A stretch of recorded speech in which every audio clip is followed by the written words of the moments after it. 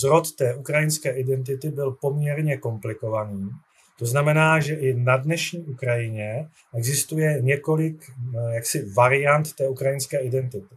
A jedna z těch variant vlastně se staví k ukrajinské identitě jako jakési zvláštní části ruského národa.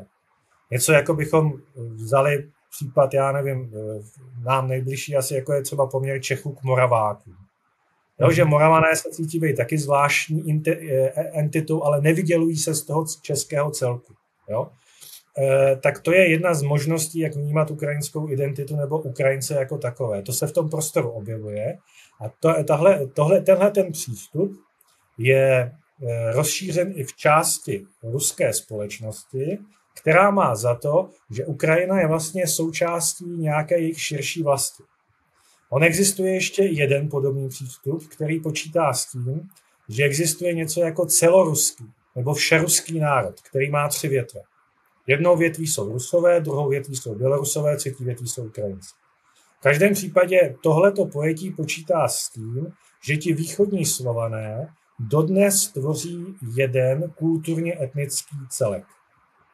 Což je sice rozšířeno jak v ruském, běloruském, ukrajinském prostředí, nicméně existují i jiné alternativní přístupy k tomuhletomu a na té Ukrajině jsou velice dobře patrné, protože nemalá část Ukrajinců vnímá sebe jako ryze samostatný národ, odlišný od Rusů, který má jiné dějiny, jiný jazyk, jiný vývoj, jiné směřování a také jiné kulturní prostředí, jo? Jiné kulturní dějiny.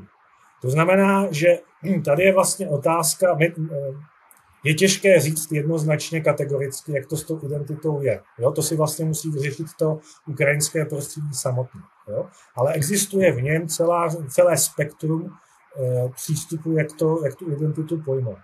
A Vladimír Putin se vlastně odvolává na jedno z těchto pojetí, protože z jeho hlediska, toho, řekněme, ruského, jak bych to řekl, možná imperiálního, možná nacionálního hlediska, je pochopitelně přijatelnější a výhodnější vnímat Ukrajinu jako součást toho takzvaného ruského světa. Jo? Toho ruského politického, kulturního, řekněme i náboženského světa.